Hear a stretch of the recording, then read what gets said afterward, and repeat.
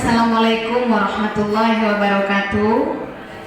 Ya, selamat siang Bapak Ibu semua. Ya, syukur alhamdulillah pada hari ini kita masih bisa berkumpul di sekolah kita guna untuk mengikuti kegiatan kombel kita yang ketiga. Salawat beriring salam tak lupa kita hadiahkan untuk junjungan Nabi besar Nabi Muhammad SAW, rahmatan lil alamin. Yang kami hormati Bapak Kepala Sekolah SD 197/3 Kementerian Kebalai. Yang kami hormati Bapak Ibu Majelis Guru SD Negeri 197/3 Kementerian Kebalai. Baik, di sini tidaklah kami akan memperpanjangkan pengantarnya atau mukadimahnya. Marilah sebelum pelaksanaan materi kita, marilah kita dengarkan bersama sambutan dan arahan dari Bapak Kepala Sekolah. Kepada Bapak Haji Rami Madi SPD kami persilakan.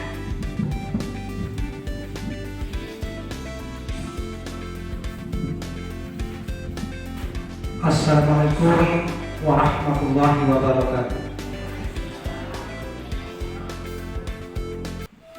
Bersyukur kita kepada Allah Subhanahu wa taala di mana pada saat ini kita dapat berkumpul bersama di dalam ruangan kelas kita ini untuk mengikuti kegiatan komunitas pelajar SD 197 tahun 2024 pertemuan yang ketiga. Harapan kami pada bapak-bapak dan ibu majelis guru, dengan adanya kegiatan kita ini, kami berharap untuk kita semua supaya dapat mengikutinya dengan baik, dan harapan kami semoga apa-apa pekerjaan kita yang ada di kelas kita nanti atau di kelas kita masing-masing dapat terlaksana sesuai dengan program kita. Nah, pada kegiatan hari ini judul kegiatan kita aksi nyata diseminasi budaya positif. Nah, mudah-mudahan yang dibimbing oleh ibu kita nanti, CGP kita, yaitu Ibu Mimi Yanti SPD dan Ibu Tiara Imandulita SPD, dapat kita ikuti tentunya dengan mengharapkan hasil dengan sebaik-baiknya. Kami rasa itulah yang dapat kami sampaikan. Kami tutup. Wassalamualaikum warahmatullahi wabarakatuh.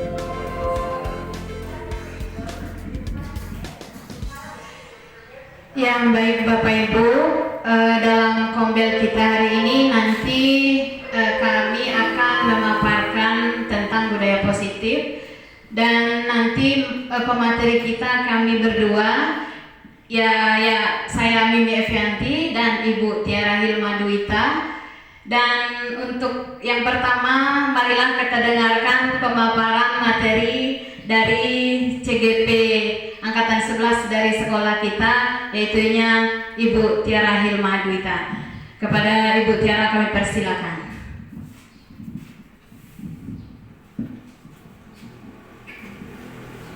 Izin Bapak Ibu.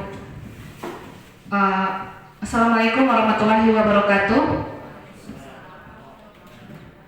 Ya, perkenalkan saya Tiara Hilma Duita ya, Ibu-ibu, bersama dengan Ibu Mimi hari ini akan mengimbaskan apa yang telah kami pelajari di pendidikan guru penggerak, yaitu diseminasi aksi nyata budaya positif. Alhamdulillah wa syukurillah, bersyukur kita kepada Allah Subhanahu wa taala, pada hari ini kita telah diberikan kesehatan dan kesempatan sehingga kita dapat berkumpul kembali dalam acara komunitas belajar SD Negeri 197 per 3 Kementerian Kebalai sebagaimana telah kita lakukan sebelumnya. Salawat beriring salam buat Nabi besar Muhammad Sallallahu Alaihi Wasallam, rahmatan lil alamin. Baik Bapak Ibu, sebelumnya saya ada pantun ya. Nanti kalau saya berpantun, Ibu bilang apa? Cakep ya. Mentari terbit belumlah tinggi, jalan sendiri menunggu pacar. Assalamualaikum, selamat pagi. Semoga acara ini berjalan lancar. Ya, satu lagi. Tebing tinggi di atas gunung, Merapi, hati-hati bila sedang mendaki. Hidup ini tak bisa diulangi. Mari kita mulai saja acara ini. Ya itu, supaya kita tidak terlalu tegang ya Bapak Ibu. Sebelum kita berpikir kritis nantinya, marilah Bapak Ibu kita senyum sedikit selama 30 detik. Ya, jadi kalau senyum yang normal itu 2 senti ke kanan, 2 ke kanan, 1 senti ke kiri itu tertawa sombong. Ya, wah, terpaksa sekali senyumnya Bapak Ibu. Supaya Ibu dan Bapak senyumnya sumringah dan ikhlas, coba Bapak dan Ibu lihat teman Ibu Bapak di sebelah selama 5 detik. Coba Ibu Wiwi lihat ke Ibu Yus, Ibu Julita lihat ke Ibu Marisa. Ya, itu kan tertawa-tawa. Ya, jadi dengan tersenyum segala sesuatu yang kita jalani menjadi ringan ya Bu, dan senyum adalah ibadah. Ya baik, selanjutnya ini adalah kesepakatan forum kita biasanya di komunitas belajar. Ini kami masukkan juga untuk hari ini diseminasi. Apakah kita tambahkan Bapak Ibu? Itu yang pertama ada menghargai siapapun, menjadi pendengar yang baik, izin bila ingin meninggalkan ruangan, boleh makan dan minum dengan tenang, menjaga kebersihan ruangan, dan berpartisipasi dalam forum kegiatan. Bagaimana? Apakah ini masih berlaku atau kita tambahkan atau kita rubah, Ibu Bapak? Boleh ditambahkan dengan semangat mengikuti. Ya, nanti kita tambahkan dengan semangat mengikuti ya. Oke, berarti Bapak dan Ibu sepakat tidak? Hari ini kita akan semangat mengikuti pembelajaran ini. Ya, semangat. Ya, jadi Bapak dan Ibu, saya ingin mengatakan juga bahwa ini bukan berarti saya ingin mengajari Bapak dan Ibu, tidak sama sekali. Saya sangat menghargai pengalaman Bapak dan Ibu, dan saya pun ingin belajar sebenarnya. Cuman karena mungkin di dalam pendidikan guru penggerak kami diajarkan ini, maka sampaikanlah walaupun 1 ayat gitu ya Bu. Jadi saya berusaha untuk menyampaikan. Nanti jika ada kekurangan, mohon kritik dan sarannya. Baik Ibu. Nah ini Bu yang akan kita bahas pada hari ini, yaitu tentang budaya positif. Terdiri dari 6 elemen. Yang pertama, disiplin positif, motivasi perilaku manusia, keyakinan sekolah atau kelas, kebutuhan dasar manusia, posisi kontrol restitusi, dan segitiga restitusi. Jadi kita sebagai seorang guru harus memiliki semua 6 elemen ini supaya kita dapat menjadi guru yang menguasai pedagogis gitu ya Bu. Ya, next, disiplin positif. Bapak dan Ibu, setiap hari kita datang ke sekolah, kemudian anak-anak juga. Saya ingin menanyakan pertanyaan ini, bila di sekolah kita ini tidak ada aturan, mau datang terlambat, mau datang cepat, tidak ada penghargaan, tidak ada hukuman, apakah kita akan tetap datang tepat waktu? Ini saya akan bagikan kertas, silakan Bapak dan Ibu jawab di kertas ini.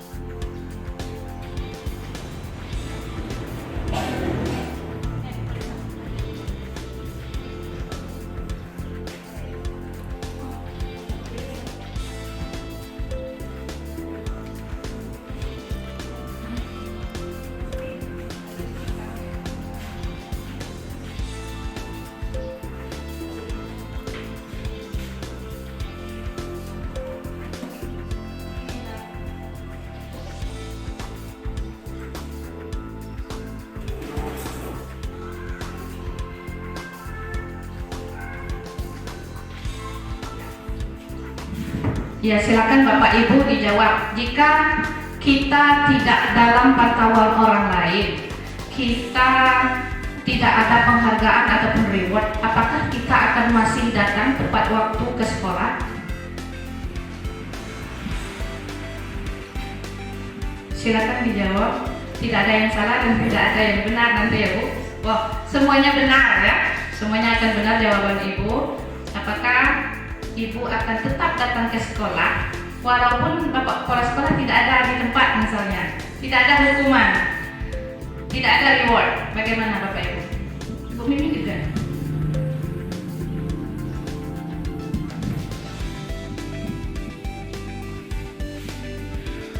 Ya, dan berikan juga sedikit alasannya kenapa ya Bapak Ibu.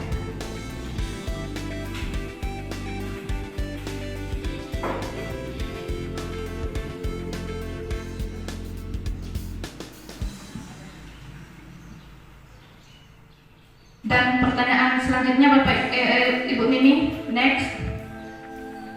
Dan ini pertanyaan yang kedua.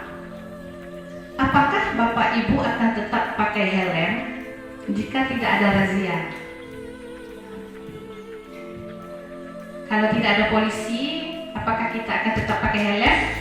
Atau nggak usah lah, nggak ada juga orang mau nangkap? Ya, sepertinya Ibu Wiwi sudah selesai. Mohon Ibu Wiwi. Ya, yang pertama Ibu jawab apa Bu?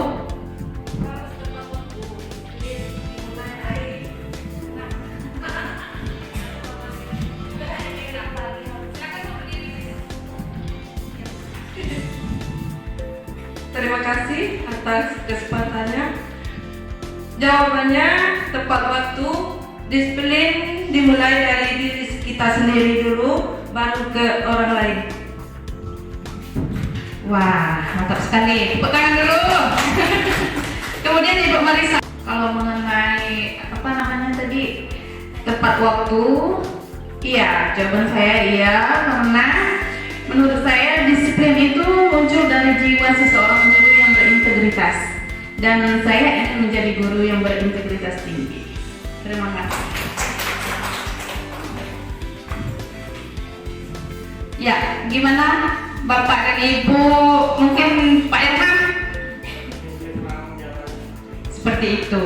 Adakah yang berbeda? Mungkin Ibu Yus? Ibu Yus? Ya, kita tunggu. Sepertinya agak panjang. Ya. Ya, terima kasih. Ya, saya akan memberikan jawaban. Ya, di sekolah kita harus datang tepat waktu, karena di sekolahlah tempat kita bekerja. Kita harus membiasakan diri kita belajar berdisiplin. Terima kasih. Ya, jadi sepertinya semuanya sepakat ya Bapak Ibu. Mungkin itu benar-benar dalam hati. Walaupun tidak ada sekolah, walaupun tidak ada aturan, kita akan tetap datang tepat waktu. Seperti sehari-hari kita, ya Bu, keseharian kita selalu tepat waktu. Untuk guru-guru di SD Negeri 197/3 Kalimantan Barat. Cakep ya. Next, Ibu. Ya, jadi Bapak Ibu, kita sering sekali mendengar bahwa salah satu kunci sukses adalah disiplin. Apakah Bapak dan Ibu setuju? Ya, saya pun setuju. Disiplin itu adalah kunci kesuksesan gitu ya. Namun disiplin yang seperti apa? Apa yang membuat kita bisa sukses? Seperti misalnya kalau ada aturan kita harus pakai sepatu hitam. Kalau tidak, maka tidak boleh keluar, tidak boleh masuk. Apakah itu disiplin positif atau itu disiplin karena ada peraturannya? Disiplin positif. Ya Bu, jadi disiplin positif itu adalah disiplin yang karena kita meyakini bahwa itu adalah nilai harga diri kita.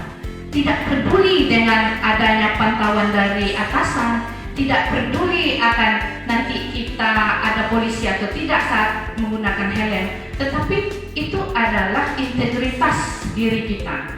Maksudnya adalah tidak ada hubungannya dengan orang lain, tetapi nilai-nilai yang kita yakini bahwa kalau kita terus jalankan, maka ini akan berefek positif di masa yang akan mendatang. Misalnya, makan permen. Kalau anak-anak yang tidak disiplin, maksudnya malam dia makan permen juga, tidak sekarang dia mendapat dampaknya, tetapi mungkin di masa depan, mungkin setelah dewasa dia gulanya naik, banyak penyakit yang timbul karena dia tidak disiplin dalam makanannya. Ya, apakah Bapak dan Ibu setuju? Ya, jadi sebenarnya disiplin itu tidak ada hubungannya dengan diri orang lain, tapi disiplin itu adalah nilai diri kita, nilai yang ada di dalam diri kita yang kita yakini. Lanjut, Bu. Ya, disiplin itu biasa dikendalikan oleh kontrol eksternal seperti takut dihukum atau karena hadiah. Misalnya Bapak kepala sekolah mengatakan, siapa yang paling rajin, maka akan saya berikan tas yang cantik. Ya, itu rewards, boleh-boleh saja kan Bapak. Tetapi kalau keseringan, nggak ada hadiahnya, malas. Waktu ada hadiah saja kita mau menjadi orang yang baik. Waktu nggak ada hadiah, lah malas Pak, nggak ada hadiahnya, gitu. Dan jangkanya pendek. Kalau disiplin karena hukuman, waktu kena hukum itulah waktu saat dihukum saja ya kita mau melaksanakan. Misalnya pakai helm. Ada polisi itu pakai helm karena takut dirazia. Itu faktor eksternal, faktor dari luar. Tapi kalau faktor dari dalam, kita akan selalu memakai helm, Bapak Ibu. Tidak peduli ada polisi atau tidak. Kemudian, ya, disiplin karena aturan, itu biasanya disiplin karena diatur oleh orang lain, itu sifatnya sementara. Setelah anak-anak pulang, ia akan kembali karena sudah tidak takut lagi. Tidak ada lagi yang menghukum dia, sudah bebas karena bukan dari dalam dirinya sendiri. Kemudian, ya, disiplin positif merupakan suatu cara penerapan yang mengajarkan anak untuk bertanggung jawab dan menumbuhkan kesadaran dalam diri sendiri. Contohnya adalah kita tidak lagi mengatur-ngatur anak supaya datang tepat waktu dengan cara menghukum, menampar atau sebagainya. Tetapi caranya adalah dengan menjadi teladan ataupun contoh. Dengan mereka memperhatikan kita, maka itu akan timbul kesadarannya. Karena kesadaran seseorang itu tak bisa kita paksakan Bapak dan Ibu. Waktu itu baik, atau siapa saya akan hadir tepat waktu besok. Tapi itu kan karena kita ucapkan cuma untuk memenuhi tugasnya, bukan timbul dari hatinya sendiri. Ya. Kemudian disiplin positif dapat membuat murid kita memahami dan menyadari berdasarkan motivasi internal dari dalam dirinya, bukan akibat paksaan, pujian, ataupun hukuman. Nah, Bapak dan Ibu, ini adalah nilai-nilai kebajikan, ya, nilai-nilai kebajikan. Saya ingin menanyakan kepada Bapak dan Ibu, dari sekian banyak nilai kebajikan ini, yang mana yang ada di dalam diri kita? Ya, silakan mungkin Ibu Niki, dari sekian banyak nilai-nilai kebaikan, nilai-nilai positif dalam hidup, kira-kira Ibu Niki mana yang Ibu miliki? Silakan.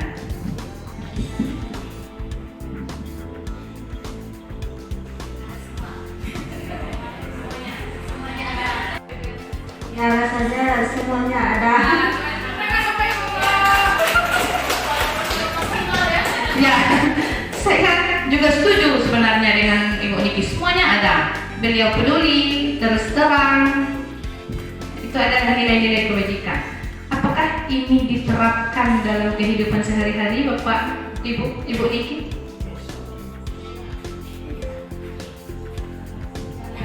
Ya, jadi nilai-nilai kebajikan kita ini semuanya ada konsekuensinya Bapak Ibu. Tetapi bagaimana Bapak dan Ibu itu bisa mempertahankan? Misalnya saja jujur. Semua orang ingin jujur. Apakah Bapak dan Ibu ingin jujur? Ya. Apakah Ibu bicara jujur ketika ibu ini ingin mengatakan sesuatu kepada teman, tetapi itu hal yang menyakitkan. Ibu katakan atau ibu bohong? Nah, gimana ibu?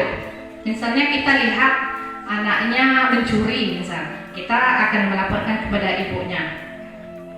Kita bicara jujur atau kita hilang-hilangkan? Ah, udah, gimana bu?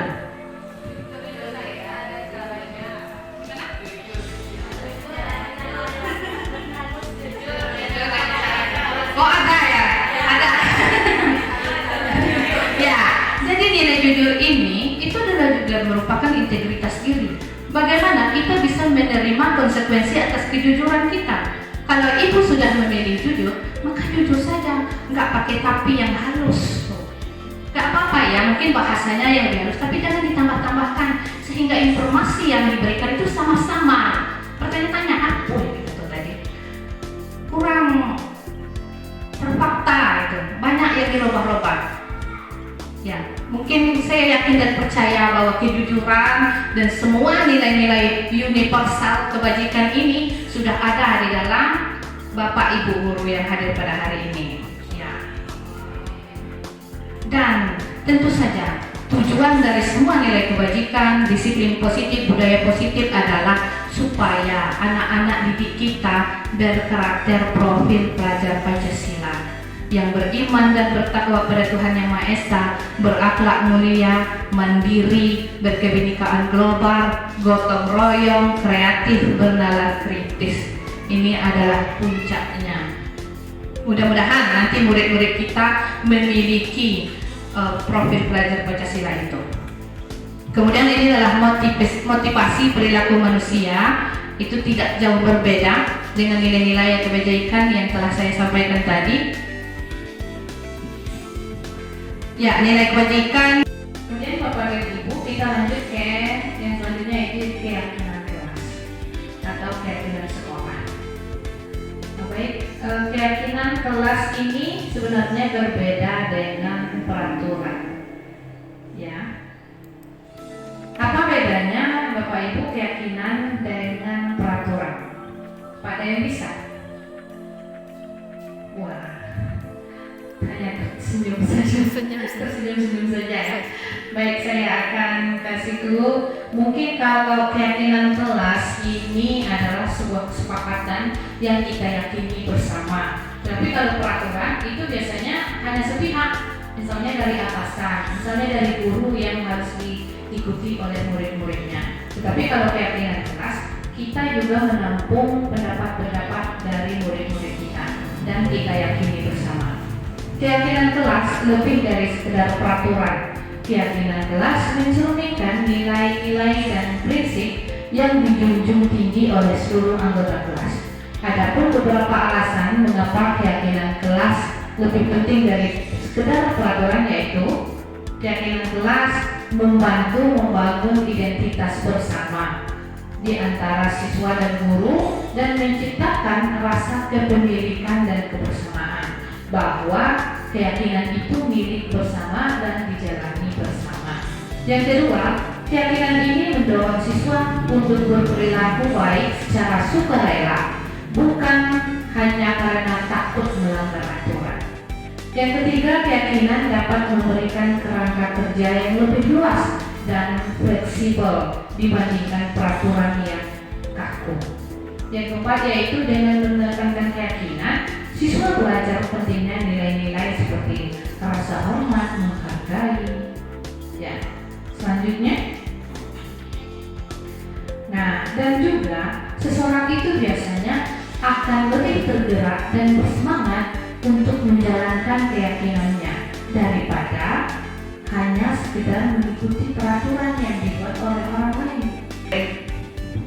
Dan keyakinan sekolah atau kelas berupa pernyataan-pernyataan yang universal yang mudah diingat dan dipahami dan harus diterapkan di lingkungan sekolah. Jadi kata-kata yang biasanya dilarang, jangan, itu kita ubah kalimat-kalimatnya menjadi lebih positif lagi. Misalnya, boleh makan di dalam ruangan saat jam istirahat gitu.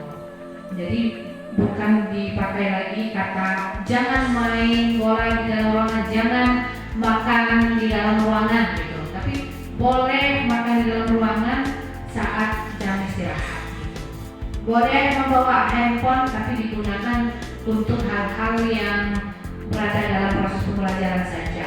Tidak boleh membuka situs-situs yang tidak bermanfaat. Misalnya seperti itu ya Ibu. Nah, ini adalah contoh dari keyakinan kelas. Saya yakin bahwa Bapak dan Ibu sudah memiliki keyakinan kelas dan sekolah di kelasnya masing-masing.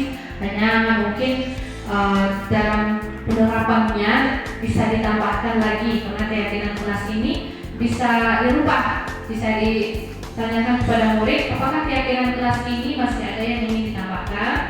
Nah, kalau seandainya Ibu dan Bapak membuat keyakinan kelas itu secara sepihak, boleh ditambahkan lagi dengan meminta pendapat-pendapat dari murid-murid kita. Ya, jadi kita harus juga mendengarkan pendapat dari mereka. Anak-anak itu berhak untuk berbicara. Ya. Jadi kalau saya pegang panjang, Bapak pendek, Bapak Ibu. Berarti Ibu kayak gini. Dengarkan instruksinya ya. Panjang, panjang, panjang, pendek, pendek, pendek, panjang, pendek, panjang, pendek, panjang. Nah, ini sana, Ibu di sana, Ibu di sana. Kalau panjang, pendek ya silakan ke depan dulu. Depan dulu, Ibu. Yuk, kita sudah membuat kesepakatan pembelajaran tadi. Ya, nggak apa-apa, maju Bu. Kita merasakan apa yang dirasakan anak murid kita. Ya Ibu. Ibu Yus tadi bilang banyak puisi ya Pak tadi. Silakan Bapak Ibu. Atau mungkin boleh menanggapi apa yang saya sampaikan. Iya, terima kasih pada Ibu Tiara yang telah memberikan kesempatan kepada kami. Ya, dari mulai awal Ibu Tiara memberikan tadi arahan. Di sini kami ingin menanyakan bagaimana cara untuk supaya anak-anak didik kita yang nakal atau sering terlambat, bagaimana kita beri hukuman kepada anak didik tersebut. Terima kasih.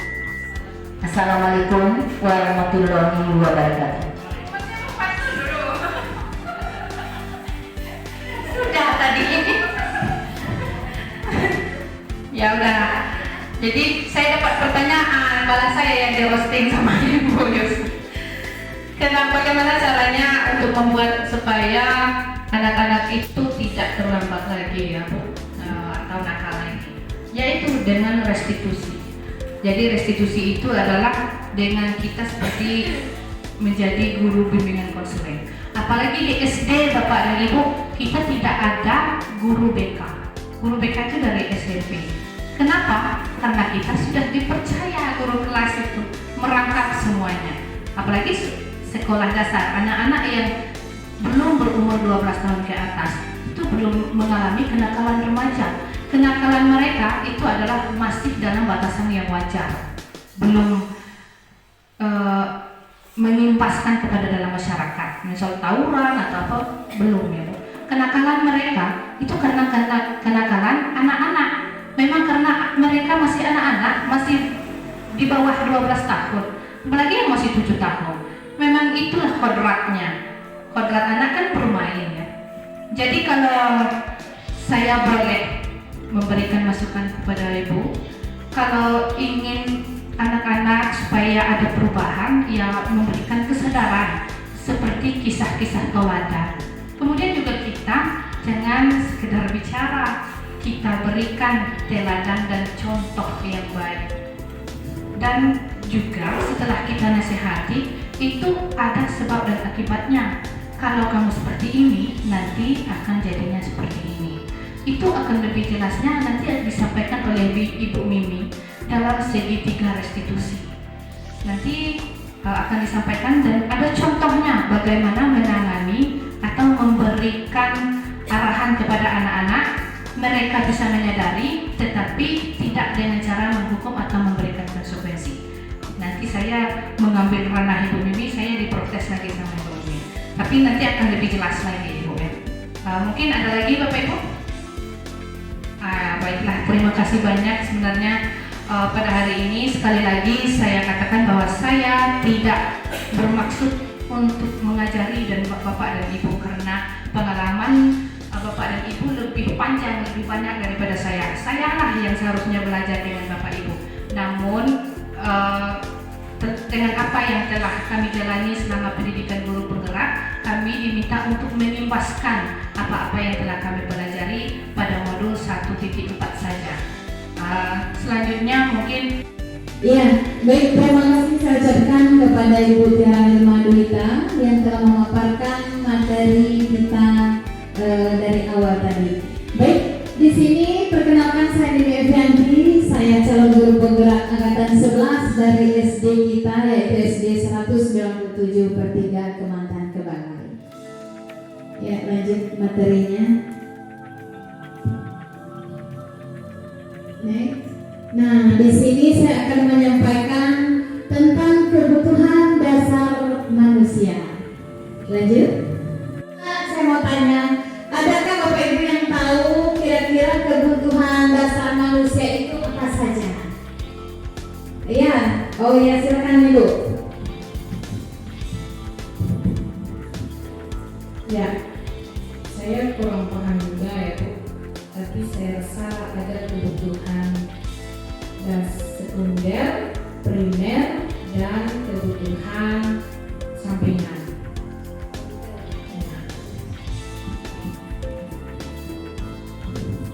Iya, terima kasih kepada Ibu Marisa. Mari kita lihat ya, tadi ada primer, sekunder, dan kebutuhan tambahan atau kebutuhan. Bapak Ibu, sekarang tentu ada kebutuhan dasar manusia. Next. Nah, adapun kebutuhan dasar manusia, mari kita lihat pernyataan berikut. Ketika seorang murid melakukan suatu perbuatan yang bertentangan dengan nilai-nilai kebajikan atau melanggar, sebenarnya dia sedang berusaha memenuhi kebutuhan dasarnya. Next.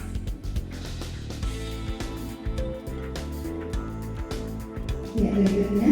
Nah, ini Bapak Ibu, ada 5 kebutuhan dasar manusia. Yang pertama, kebutuhan untuk bertahan hidup. Kemudian yang kedua, kebutuhan akan kasih sayang dan rasa diterima.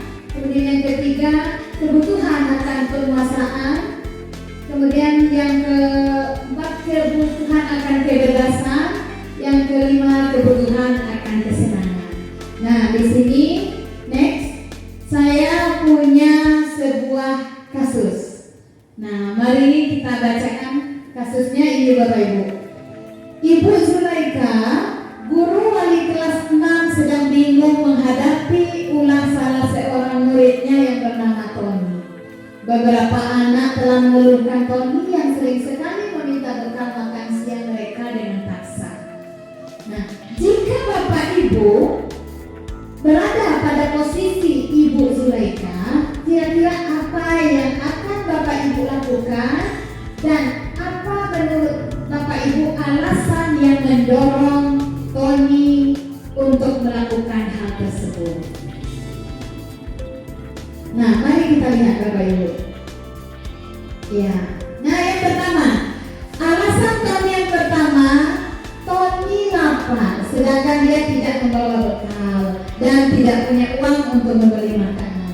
Nah, dari situ Tony berusaha memenuhi kebutuhan dasarnya, yaitu kebutuhan dasar untuk bertahan hidup dengan mengambil paksa bekal dari temannya. Dalam hal ini Tony memenuhi kebutuhannya, yaitu pada kebutuhan bertahan hidup. Baik, kita lanjutkan. Nah, alasan yang kedua dari Tony, karena Tony memang ingin temannya melaporkan tingkah lakunya kepada orang tuanya. Nah, jadi Tony ingin melakukan itu karena memang ingin temannya melaporkan tindakan itu kepada guru, sehingga nanti guru, tentu saja gurunya akan melaporkan kepada orang tuanya. Nah, jadi di sini Tony mungkin kurang mendapat perhatian dari orang tuanya, makanya dia melakukan itu. Nah, dalam hal ini Tony berusaha ingin memenuhi kebutuhannya akan kasih sayang dan rasa diterima dari orang tuanya. Ya, lanjut. Kemudian alasan Tony yang ketiga, bisa saja alasannya Tony ingin membuat temannya takut padanya. Dia ingin menjadi seorang yang ditakuti di sekolah, makanya dia melakukan hal tersebut. Nah, dalam hal ini Tony ingin memenuhi kebutuhannya akan kekuasaan. Ya, lanjut. Nah, alasan yang keempat, bisa saja Tony melakukan itu Tony merasa yang diberikan dia mencoba bekal temannya yang lain dengan yang bermacam-macam, dengan bekal temannya yang berbeda. Nah, dalam hal ini Tony berusaha memenuhi kebutuhannya, yaitu kebutuhan akan kebebasan. Ya, lanjut. Kemudian alasan berikutnya, mungkin saja karena Tony iseng. Dia senang melihat temannya merasa terganggu, wajah temannya yang sedih atau marah karena ulahnya. Nah, dalam hal ini Tony berusaha memenuhi kebutuhannya akan kesenangan. Ya, lanjut. Itu tadi alasan dari kasus Tony.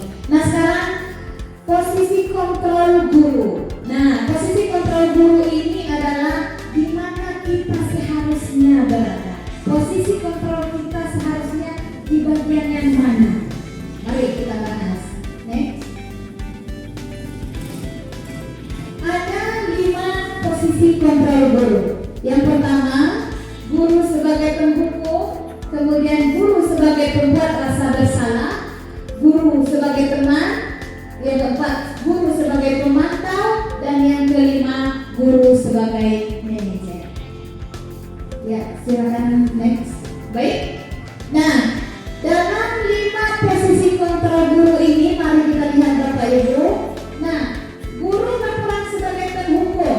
Mungkin kalau di zaman sebelumnya memang banyak guru yang seperti itu. Nah, di mana guru sebagai penghukum?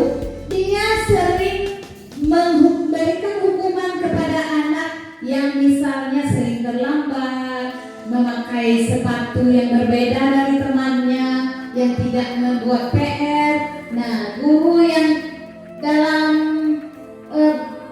penghukum, guru yang posisi kontrolnya sebagai penghukum, itu dia akan memberikan hukuman fisik. Bisa saja dia akan memberikan menyuruh anak mengelilingi lapangan berapa kali, atau menyuruh hormat bendera. Itu adalah posisi kontrol guru sebagai penghukum.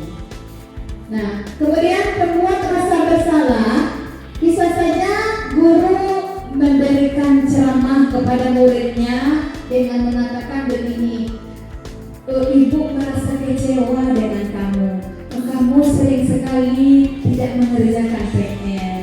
Nah, itu guru yang posisi kontrolnya pembuat rasa bersalah, sehingga anaknya merasa bersalah karena PR yang diberikan gurunya tidak dikerjakannya. Kemudian yang ketiga, guru sebagai teman. Ya, misalnya bisa dengan guru mengatakan, lakukanlah ini demi ibu. Nah, itu adalah kalimat-kalimat guru yang berposisi kontrol sebagai seorang teman. Lanjut, guru sebagai pemantau. Ya, guru sebagai pemantau itu guru yang hanya melihat saja, hanya memantau saja, hanya mengawasi saja murid-muridnya. Nah, kemudian yang selanjutnya, yang terakhir, guru sebagai manajer, yaitu ini guru yang bisa menghargai diri sendiri. Kemudian guru mengajukan pertanyaan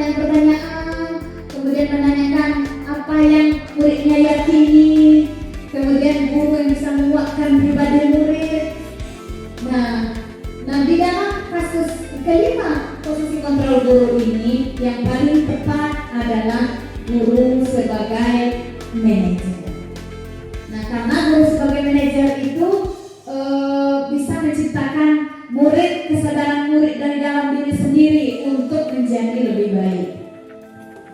Nah, di sini dikatakan posisi kontrol restitusi. Di antara kelima posisi kontrol tersebut sebaiknya guru menggunakan posisi kontrol manajer, karena posisi kontrol manajer ini sudah merangkap semuanya. Inilah yang akan membuat murid menjadi lebih baik. Memang lebih baiknya berdasarkan dari dalam dirinya sendiri. Ya, next. Nah, lanjut. Nah, ya, lanjut lagi. Nah, ini dia. Baik. Di dalam menjadi guru sebagai seorang manajer dalam penyelesaian kasus, tentu di dalam sekolah kita menemukan banyak sekali kasus pelanggaran murid. Nah, guru yang berperan sebagai manajer akan menyelesaikan kasus dengan menerapkan segitiga restitusi. Next, apa itu segitiga restitusi? Nah, ini dia. Segitiga restitusi yang pertama tahapannya adalah menstabilkan identitas.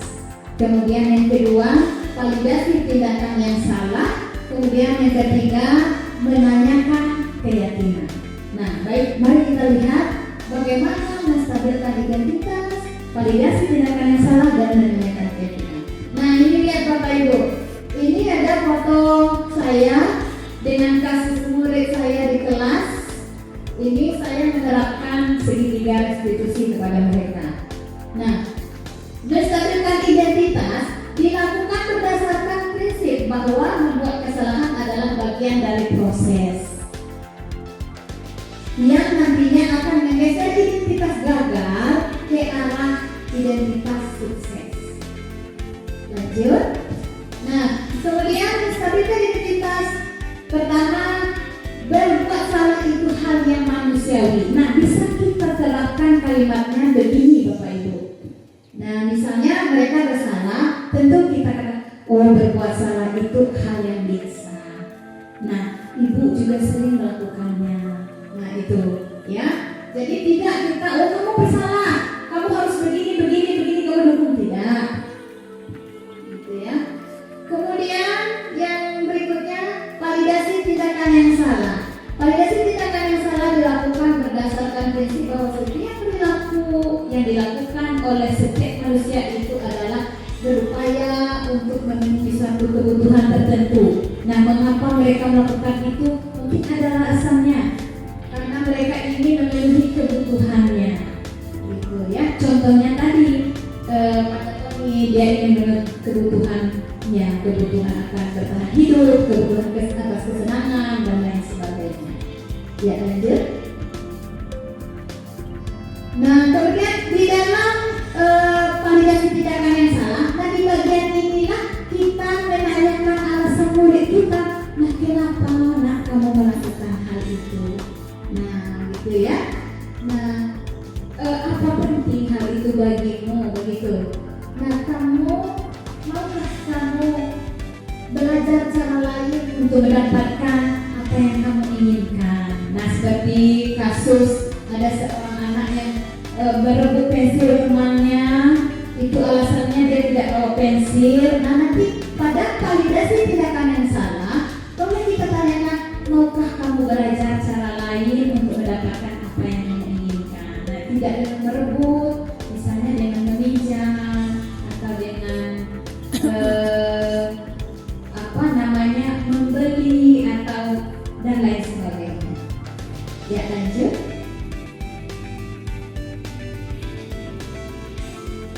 Nah, kemudian dalam segitiga restitusi yang ketiga yaitu menanyakan keyakinan. Nah, di awal pembelajaran ataupun di setiap kelas pasti mempunyai keyakinan kelas. Nah, di bagian menanyakan keyakinan disitulah kita menanyakan, misalnya kalimatnya seperti ini.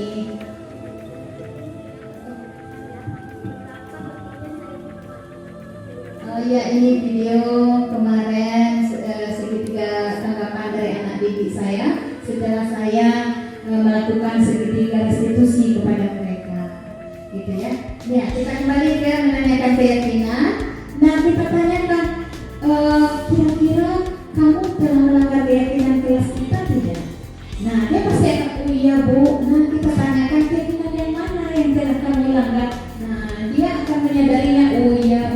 saya telah melakukan keyakinan kelas kita yang bagian itu. Apa yang dikatakan Ibu Marisa tadi itu benar.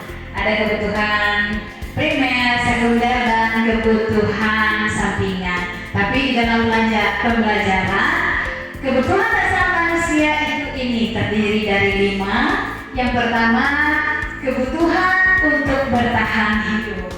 Kemudian yang kedua, kebutuhan akan kasih sayang dan rasa diterima. Dan yang ketiga, kebutuhan akan penguasaan. Kemudian selanjutnya ada kebutuhan akan kebebasan. Dan yang terakhir ada kebutuhan akan kesenangan. Nah, mari kita lihat kebutuhan apa saja atau contoh-contoh apa saja kegiatan manusia dalam memenuhi kebutuhannya.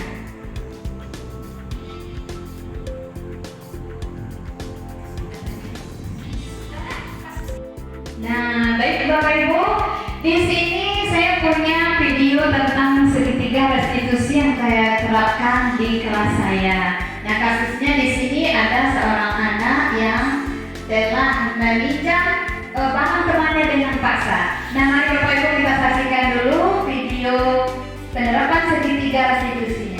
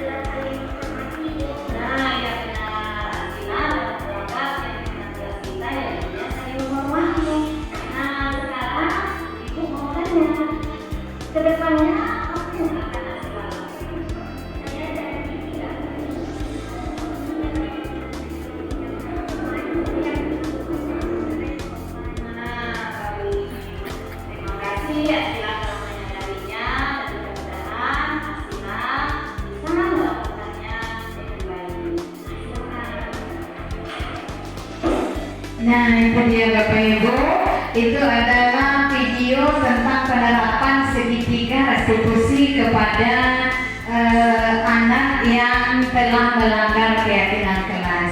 Nah, dari penerapan yang telah dilakukan, anak-anak merasa tidak mereka merasa senang dan mereka sadar. Mari kita lihat tanggapan mereka.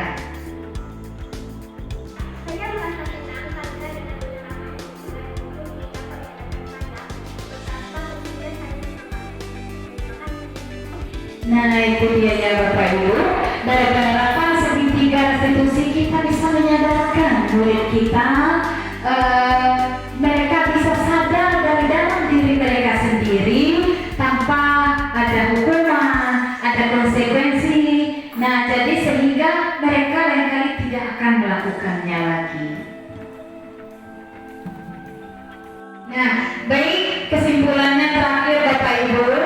Nah, seorang guru yang baik harus memiliki kemampuan dalam mewujudkan budaya positif di sekolah. Budaya positif tersebut dapat dijalankan dengan menerapkan konsep-konsep inti seperti disiplin positif tadi yang telah dipaparkan oleh Ibu Tiara Ilmanita, motivasi perilaku manusia, keyakinan sekolah atau kelas.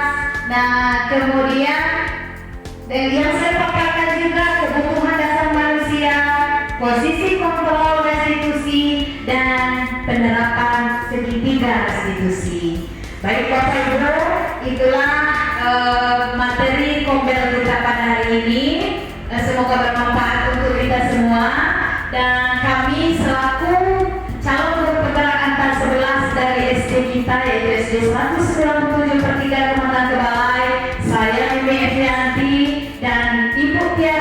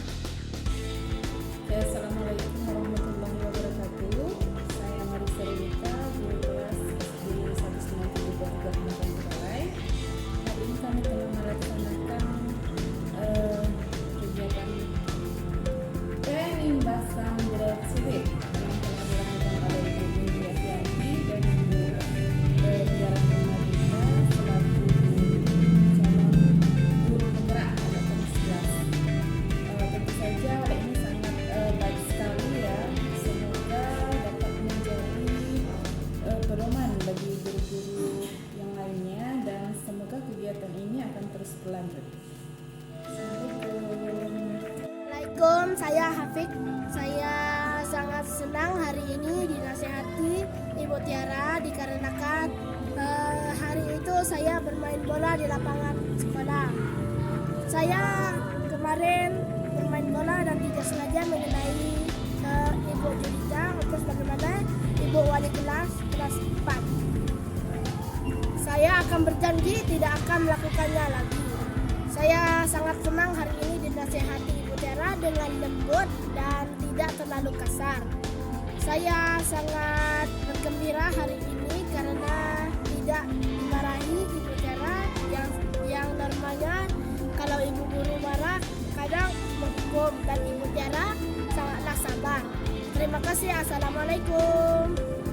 Saya merasa senang karena dengan penerapan tiga restitusi dapat menyadarkan saya betapa pentingnya saling menghormati. Terima kasih.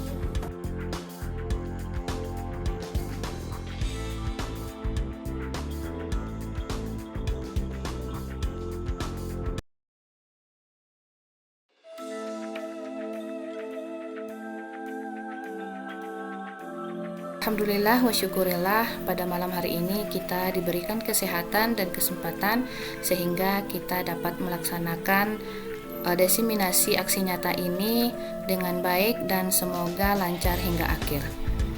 Salawat beriring salam kita hadiahkan buat Nabi besar Muhammad Sallallahu Alaihi Wasallam, rahmatan lil alamin. Baik Bapak dan Ibu, saya tidak akan memperpanjangkan mukadimahnya.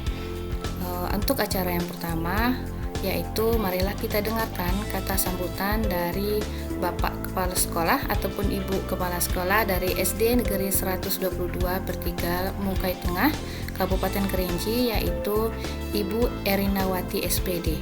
Kepada Ibu Erinawati SPD, kami silahkan. Bismillahirrahmanirrahim. Assalamualaikum warahmatullahi wabarakatuh. Waalaikumsalam warahmatullahi wabarakatuh.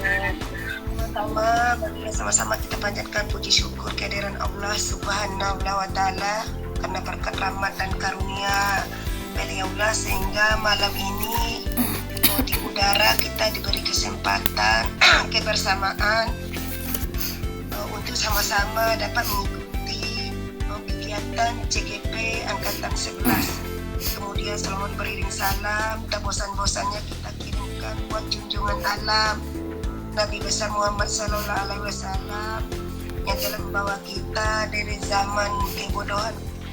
Ya, terima kasih Pak Ibu atas tanggapannya. Bagaimana Bapak Ibu, apakah masih ada yang ingin bertanya dengan Ibu Lin?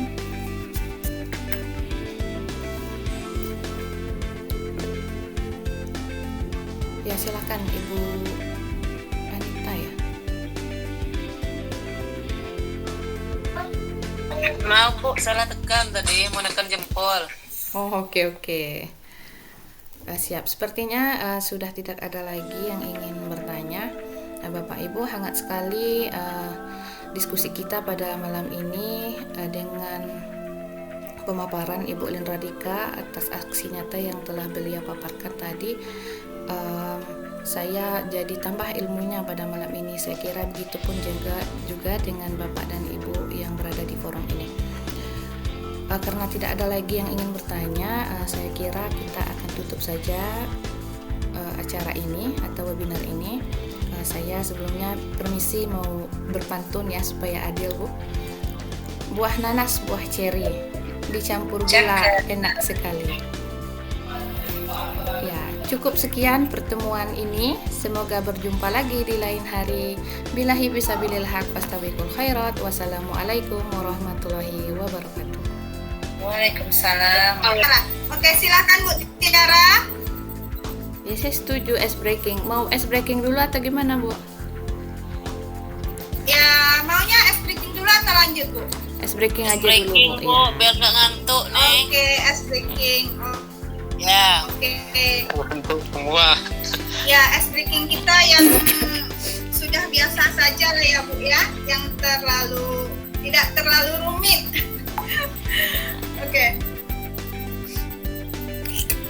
Oke, ice breakingnya kita pakai Marina saja ya Bu ya. Halo? Ya siap Bu, Marina menari. Marina, Kasiana juga nggak apa-apa. Ya, Marina. Oke, ketika Marina, kita memegang diri kita ya. Marina, nampak Bu? Oke, Marina menari ya Bu ya. Menari di sini.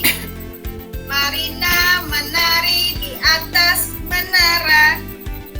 Ya? Oke Bu, bisa? Jadi Ibu mengikuti ucapan saya, bukan gerakan saya. Ya Bu ya? Ibu mengikuti suara saya, bukan gerakan saya. Marina menari di atas menara, di atas menara. Marina menari, menari, menari. Marina menari di atas Marina menari. Oke. Terima kasih ya Bu ya. Oke, terima kasih. Oke, sekarang kita lanjut. Sudah hangat suasananya, Bapak Ibu? Hangat Bu. Oke, kalau sudah hangat kita sambut lagi. Oke, silakan Bu Tiara menambahkannya. Pertanyaan pemantiknya apa tadi Bu?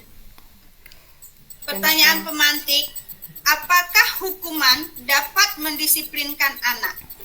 Oh, karena saya sudah dengar Ibu menjelaskan tadi, tentu saja sepertinya tidak akan mendisiplinkan anak ya Bu, karena hukuman itu hanya akan berlaku pada jangka pendek. Misalnya saja hukuman di sekolah, maka setelah mereka pulang, maka mereka tidak akan melakukan lagi kedisiplinan itu, karena sudah tidak ada lagi yang akan menghukum mereka. Terus yang kedua itu tadi tentang apa Bu? Penghargaan. Ya, sama halnya dengan penghargaan, itu kan merupakan faktor disiplin yang berasal dari luar ya Bu, maksudnya eksternal, bukan dari internal. Hal-hal yang berasal dari luar itu biasanya bersifat sementara,